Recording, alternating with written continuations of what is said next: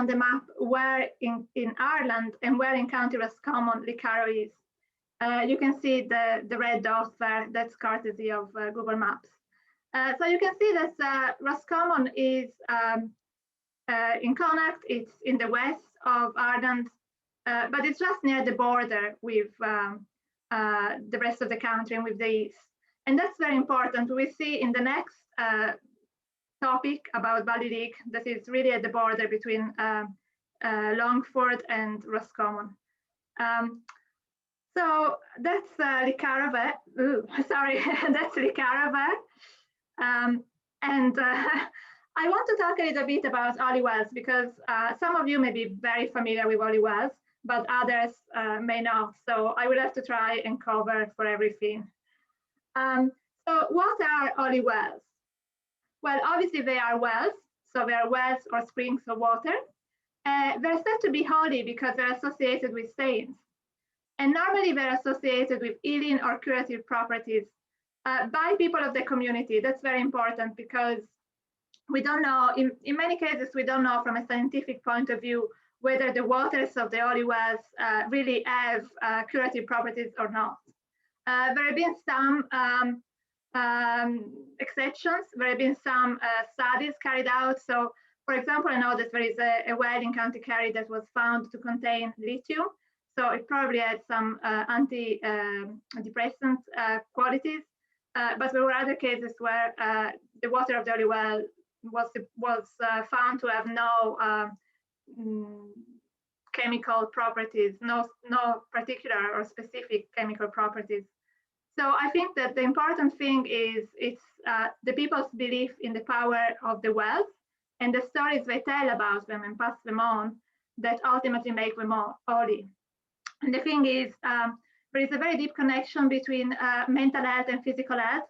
So even if the water of the well is not really effective from an organic point of view or from a chemical point of view, the very fact that people engage in ritual and believe that it is effective can help them to recover if they're sick. Because for many diseases, the human body is actually able to heal itself. There is self-healing mechanism. There is a self-healing mechanism at stake, and visiting a Ollie Well often helps the people to kickstart that healing mechanism. So I won't go into a lot of detail about that because that's probably a topic for another class, but it is really fascinating. It's a very fascinating topic. There is a big question among scholars as to whether Ollie Wells are pagan or Christian in origin. And the answer is it's difficult to assess. We don't know for sure. We know that Ely springs were common in pagan times as well. So if you think about Celtic-speaking countries, there are similar wells or healing springs found in pagan times in Celtic countries. So if you think about modern France, what was in the Iron Age Gaul, for example, there is a shrine there dedicated to Sequana, who was a goddess, and that is the source of the Seine. And it looks like people went there looking for a cure because they found some votive offerings at the site. So that's an example. You can see the words Matta here and the pair of eyes being portrayed in these tablets. So the likelihood is that a woman named Matta went to the healing spring dedicated to Sequana, trying to find a cure for her eyes, and she left these tablets behind. So you can see the similarities with Ollie Wells, because normally people go to Ollie Wells when they are unwell and they're looking for a cure or for a favor, and they can go anytime, but especially on the pattern day. There is also a very widespread link between water and healing, and that occurs geographically and across times, cultures, religions. So if you think about the Indian river Ganges, it's very sacred and it's visited on pivotal moments in people's lives. And also in ancient Rome, there were many healing and thermal springs. And if you think about more modern times, the Lourdes water is supposed to have curative properties as well. Ollie Wells are not just unique to Ireland. However, there are many more olive wells in Ireland than in other countries. And sorry, yeah. Oh, what's going on? Oh, yeah. So we know that Celtic cosmology is focused on springs, among other things, as noted by Foley, who is a geographer. But we also know that in Ireland, well, there are thousands of olive wells.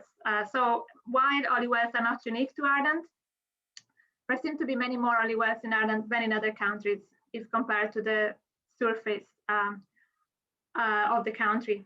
The thing about Ireland is that many olive wells are found on the sites of medieval monasteries. So they were possibly supplies of those monasteries, water supplies.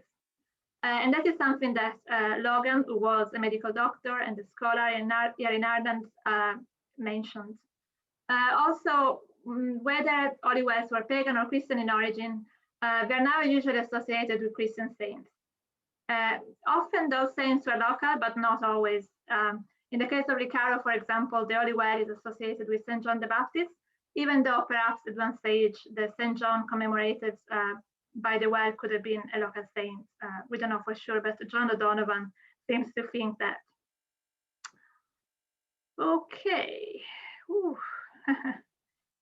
let's move on. Yeah, in the last few decades, there has been a lot of scholarly interest on olive wells all across Europe and the world, and especially in Ireland. So I mentioned Patrick Logan. He wrote a book on the olive wells of Ireland. There is another book that is Fish, Stone, Water, Eating Waters, Therapeutic Landscape by Foley, and the Origins of Ireland's Olive Wells by Celeste Ray. And the good thing about this scholarly interest is that it's often interdisciplinary. So for example, Celeste Ray is an archaeologist, Ronald Foley is a geographer, Patrick Logan was a medical doctor, and so on and so forth. So as emphasized by Foley, when somebody visits a well, he or she experiences it. So the emphasis is on the performance carried out at the wells. So you can go there and say a prayer, but usually there was a set of circumambulations that had to be done and a certain number of prayers that had to be recited, and it had to be followed quite precisely. The thing about olive wells is that they are places apart. They are different from more mundane locations. And I visited some olive wells myself, and I experienced a big sense of tranquility and quiet, especially when the wells are located in secluded spots. But at one stage, I visited a well that was in the middle of a very busy road, and I could still actually feel very peaceful. And so there must be something special about olive wells. And as I said, going to olive well can facilitate self-healing mechanisms, which usually play a part in recovery from illness. All right, so I want to talk about the olive well of Lecarrow now, because that's really what I'm interested in and what you're interested in too, I think. So you can see a picture here. That's a picture of the well. That's St. John's Well in Lecarrow. And that's a picture that I took back in 2008. I went to visit the well on Pattern Day. So pattern, the word pattern derives from the Irish patroon. It means pilgrimage. It's usually associated with a saint. And it was the 24th of June, 2008. It's important to underline that the pattern takes place on the evening of the 24th of June. So you can see it was still bright, but you have to remember that the 24th of June is one of the longest days of the year, and it's not dark until 10 or 11 o'clock. So you can see here, what you can see in this picture is the olive well itself. You can see a cross, you can see pictures of the Virgin Mary. The water was in there, but you can see buckets as well, because that particular year the well was dry, so they had to bring buckets of olive water. Otherwise, the pilgrimage would not have really been successful. You can also see a tree here. You can see some branches from a tree. And that particular tree is described in a folklore account from the 1930s as well. I'll tell you a little bit more about it in a minute. Here you can see a picture of local people drinking the water. So it would have normally been the water of the holy well, but because the well was dry that particular year in 2008, the priest brought blessed water in buckets. So you can see the bucket here, the white one. So I was very lucky in 2008. My plan was to record bonfires only. I didn't know that I was going to record the pattern at Lecarrow. It happened by chance. I was asked by my, well, she wasn't my supervisor, but she was my supervisor for my PhD, Barbanelline. And so I was lucky that I could actually record and take part in the pattern on the 24th of June in Lecarrow, County Roscommon. It's important to remember that the 23rd of June, bonfires are still lighted in Roscommon, in Mayo, and other parts of the west of Ireland, usually west of the Shannon. So that particular year in 2008, I could see the remains of bonfires that had been lighted on Mott Park outside Roscommon town. So I saw them. And then I focused on the pattern itself that took place on the evening of June the 24th, that's St. John's Day. So normally there is a mass said by the priest at the well, but that particular year, the mass was said in the community center because the weather had been quite wet in the previous days. So they decided to say the mass in the community center instead. I noticed that there were many people taking part in the pattern. There were many elderly ladies, but also families with children and teenagers. It was a real community event. Everybody was chatting and friendly. So there was the mass first, and then after the mass, the people went to the holy well. And as I said, excuse me, because the weather was dry at the time, additional water, blessed water, was brought in buckets. And then a decade of the rosary was said, the water was blessed, and then the priest took a tree branch and shook holy water on the people in attendance.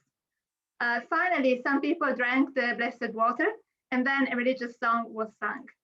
I chatted with local people, and the woman emphasized that the pattern represented the continuation of an ancient castle. The priest also noted the same thing. And the woman also mentioned the bonfires that were lighted the previous night. So normally there was a religious aspect of the pattern that used to be followed by the social aspect in the past. So in the past, people used to drink porter and other alcoholic drinks. But that particular year in 2008, there was to be tea distributed in the community center. Unfortunately, I couldn't make it to the community center, but that's what they told me, that they were going to have tea. And this pattern is at least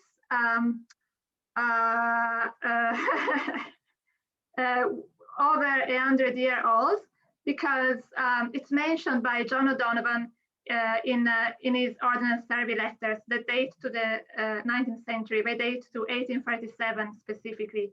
So John O'Donovan was an important antiquarian, and he went to the pattern himself in 1837 on June the 24th, and he mentions that the local priest at the time had tried to abolish it. It doesn't say why, but probably because of the porter drunk, and maybe there was faction fighting and something like that. But O'Donovan also said that local people were really happy about the well because they said that they had their sight restored and also their agility restored. So we know that this particular pattern had gone on for at least 100, I'm not very good at math, but it's almost 200 years. And then I also looked at entries about Lecarrow, Holy Well, and the pattern in the manuscripts from the National Folklore Collection in UCD. Many of the manuscripts are now available online on the website ducas.ie. So I did an advanced search on Google. I typed the words Lecarrow, John, and Well, and I found 8 entries. So those are from the school's collection. That was a folklore collecting scheme that was carried out in the primary schools of the Republic of Ireland in 1936, 1937 primarily. And I'm going to read 2 entries from the school's collection. Yeah. St. John's Well. The well is situated in Lecarrow in a big field. Every year on the 24th of June, there is a pattern held. During the night or early in the morning, people visit the well and do a station in their bare feet. And when this is done, they drink the water out of the well. People always leave a small token and put it on the tree beside the well, such as a bed or an old piece of cloth. There is an old tree growing beside the well, and its branches are bending over it. St. John is supposed to have visited it. Now, the yellow is supposed to represent similarities with the current or recent occurrence of the castle, from 2008. So yes, the pattern is still done at night. It was done at night in the 1930s. It was done at night in 2008. And we saw the tree growing beside the well. The thing about the green is it indicates a difference. So people used to do a station in their bare feet in the 1930s. In 2008, I could not see anyone doing the station in their bare feet. And then I have a second entry from the manuscript. The name of our patron saint is St. John. The place is called after him. We keep St. John's Day on the 24th of June every year. It is a holiday. There is a pattern in Lecarrow, and there is a holy well also there. It is called St. John's Well. The old people go there and say their prayers. The children have a great day. There are always stalls with all sorts of fruit on them. There are games played there also. So we can see how people not only engaged in prayers, but there were also stalls selling fruit and games played by children. So there were no stalls at the time in 2008, but the children might have played some games in the community center later on. I don't know. But I came across other stories about this holy well also. So more specifically, there was a story about a hidden treasure of gold. That particular treasure was supposed to be under the two flat stones 1 meter from the well.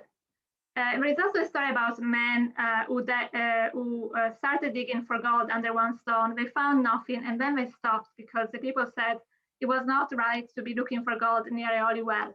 So this is the idea that holy wells are sacred places. They are places apart. They're different from everyday locations, and they have to be respected. They should not be interfered with. And also, another thing I found in the folklore entries is that traveling folks used to come to the pattern in large numbers.